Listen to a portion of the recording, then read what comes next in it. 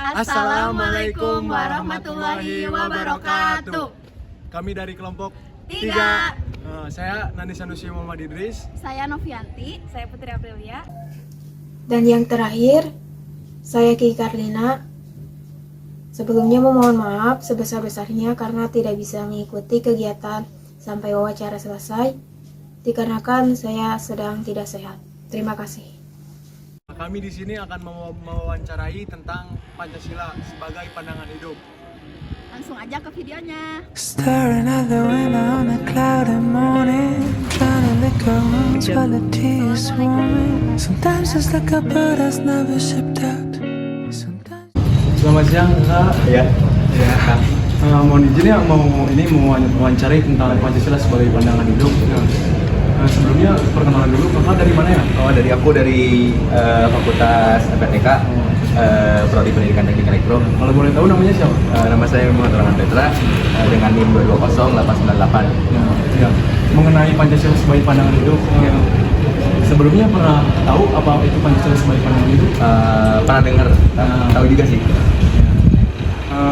Kalau dalam mengimplementasikan Pancasila sebagai pandangan hidup dalam sila pertama, itu contohnya seperti apa sih, Kak? Sila pertama kan yang pertama yang taat beribadah ya. Jadi bertakwa kepada Tuhan gitu, kepada Tuhan Yang Maha Esa. Jadi itu keseluruhan sebagai aspek, misalnya rajin, kalau mungkin agama Islam mungkin ke masjid terus sholat lima waktu kayak gitu sih. Oh iya. Ya, berarti kalau Pancasila sebagai ketuhanan Yang Maha Esa itu sangat penting ya, terutama untuk kita sebagai mahasiswa. Ya, betul. Ya.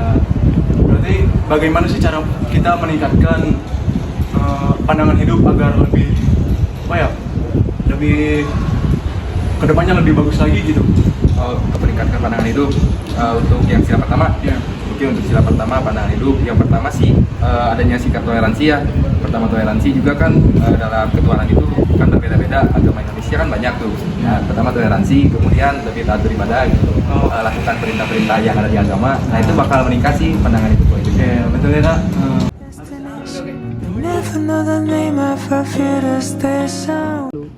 Bismillahirrahmanirrahim. Sebelumnya terima kasih udah menyempatkan waktunya untuk diwawancarai. Sebelumnya perkenalan dulu, nama saya Novianti dari Program Studi Pendidikan Bahasa Sunda, Fakultas Pendidikan Bahasa dan Sastra, Universitas Pendidikan Indonesia. Sebelumnya saya mau mewawancarai Kang nih mengenai materi pendidikan Pancasila sebagai pandangan hidup. Sebelumnya mau minta perkenalan dulu ya Kang. Baik, izin memperkenalkan diri, nama saya Noval Nadif Rabani Iskandar dengan NIM 220076, Prodi Pendidikan Teknik Elektro Kelas A, Fakultas Pendidikan Teknologi dan Kejuruan. Terima kasih. Kita mulai langsung ke wawancaranya ya Kang. Yang pertama, pernah mendengar gak sih Pancasila sebagai pandangan hidup teh? Saya pernah dengar. Menurut Akang, apa sih yang bisa dijadikan pandangan hidup dalam sila Pancasila sila kedua? Sila kedua, kemanusiaan yang adil dan beradab. Menurut saya, yang dimaksud dari pandangan hidup bangsa itu kan sesuai nih kan dengan nilai kedua, kemanusiaan yang adil dan beradab. Saya lebih merujuk ke beradabnya nih ya, karena kita orang Indonesia nih kan, kita ada etika kesopanan untuk tinggal di sini. Terus kayak beradab nih ya, contoh salah satu dari beradab itu kita menghormati orang tua, menghormati guru, dosen dan sebagainya. Itu tuh kita harus lebih ke mengaplikasikan dalam kehidupan sehari-hari sebagai pandangan hidup bangsa, karena di jiwa kita nih sebagai orang Indonesia tertanam itu jiwa Pancasilanya seperti itu. Apakah Akang sudah mengimplementasikan contoh-contoh nyata yang sudah Akang sebutkan? Kalau untuk sila kedua, saya pribadi belum sepenuhnya ya, belum semuanya. Salah satunya itu termasuknya untuk menghormati guru dan dosen. Sejujurnya ya, diri saya sendiri itu kurang menghargai gitu ya, belum benar-benar respect gitu ke dosen. Misalnya kayak dosen tuh kayak menghargai si mahasiswanya, tapi saya sendiri belum gitu karena saya benci dosennya segala macam gitu kan. Yang berikutnya itu beradab. Kadang saya juga tingkat etikanya tuh masih kurang gitu ya. Misalnya saya kuliah ini pakai kendaraan umum ya, pakai kereta. Kadang kalau misalnya saya lihat gitu kan, ada ibu-ibu atau ada orang tua yang lansia perlu tempat duduk, saya nggak kasih gitu karena saya berprinsip itu, karena saya bayar tiket gitu. Karena saya bayar, saya dapat otomatis dapat kursi. Nah kadang saya masih kurang peduli aja dan kurang beradab sama saya yang lain. Ada nggak sih cara buat meningkatkan yang tadi sudah Akang sebutkan? ada kemauan dalam diri apa kayak gimana? Kalau saya emang benar-benar ada kemauan gitu untuk merubah sikap saya, karena itu benar-benar gak mencerminkan sebagai orang Indonesia gitu. Karena di mata dunia orang Indonesia ini terkenal dengan tingkat kesopanannya. Ya itu berhubungan dengan sila kedua, kemanusiaan yang adil dan beradab. Kalau menurut saya cara yang paling efektif adalah kesadaran dari diri sendiri. Misalnya kita nih tahu nih, oh itu tuh gak bagus, gak etis, ya kita perbaiki aja. Sekian ya Kak, terima kasih sudah berkenan untuk diwawancarai oleh saya. Kurang lebihnya mohon maaf. Sekali lagi terima kasih. Someone like you takes something bad. Assalamualaikum warahmatullahi wabarakatuh. Perkenalkan, saya Putra Aprilia. Di sini saya akan mewawancarai narasumber. Kita boleh perkenalkan. Perkenalkan, nama saya Farah Nuradila dari Program Studi Pendidikan Bahasa Sunda. Di sini saya akan mewawancarai tentang Pancasila sebagai pandangan hidup, terutama pada sila ketiga yaitu Persatuan Indonesia. Pernah nggak sih Teteh mendengar Pancasila sebagai pandangan hidup, terutama di sila ketiga? Pernah. Menurut Teteh, apa sih yang bisa dijadikan pandangan hidup dalam sila ketiga? Menurut pendapat saya pribadi, dalam sila ketiga yaitu persatuan dan kesatuan ya, karena kita hidup di Indonesia itu kan perbedaan suku, bangsa dan budaya itu sangat banyak ya. Jadi di sila ketiga ini disatukan. Dari contoh nyata dalam kehidupan sehari-hari ada nggak? Ada, khususnya kan untuk prodi bahasa Sunda kan kita tuh emang semuanya Sunda, tapi kita dari berbeda daerah. Terus logatnya berbeda, cara bicaranya berbeda. Di situ paling perbedaannya. Terus dari contoh tersebut, apakah Teteh sudah mengimplementasikan dalam kehidupan sehari-hari? Pendapat saya mah sudah ya, karena dengan saya menghargai cara berbicara, cara bahasa, saya menghargai itu tuh salah satu contoh pengimplementasian Pancasila sebagai pandangan hidup. Terima kasih kepada Teh Farah yang sudah bersedia diwawancarai. Untuk wawancara kali ini saya cukupkan.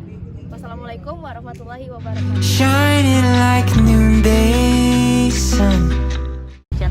Bismillahirrahmanirrahim. Sebelumnya perkenalkan, saya Novianti dari Program Studi Pendidikan Bahasa Sunda Universitas Pendidikan Indonesia. Sebelumnya mau minta perkenalan dulu dari kami.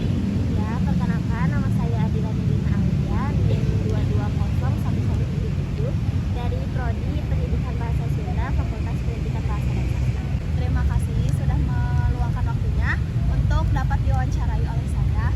Di sini saya akan mewawancarai mengenai Pancasila sebagai pandangan hidup. Sebelumnya udah tahu belum Pancasila sebagai pandangan hidup dalam sila keempat?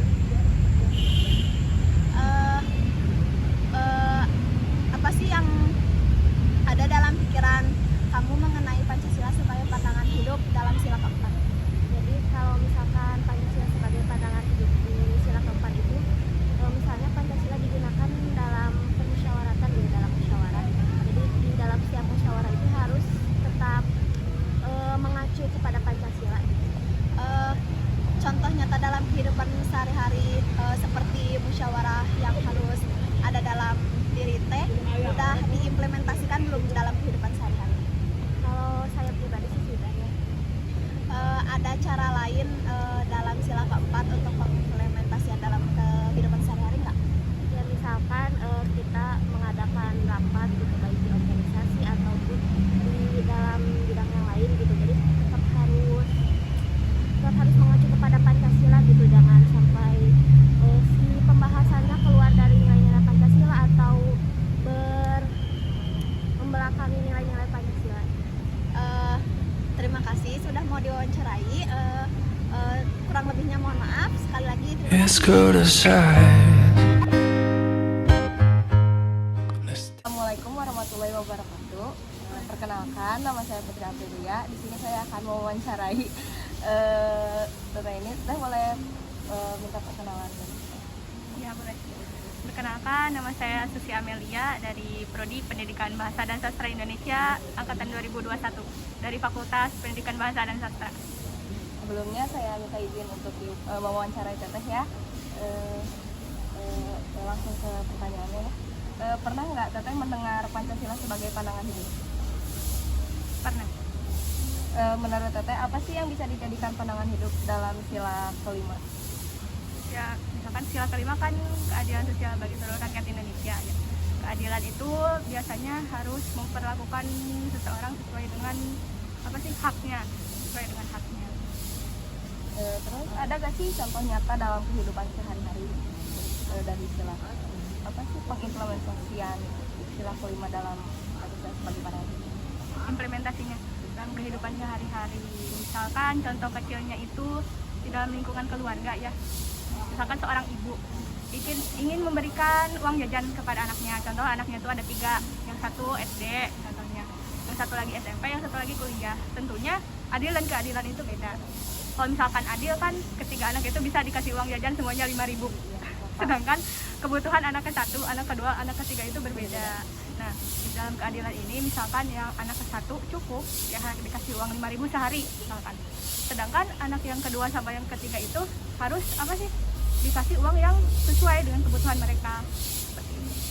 Mungkin seperti itu contoh kecilnya. Apakah Teteh sudah mengimplementasikan contohnya tersebut dalam kehidupan sehari-hari?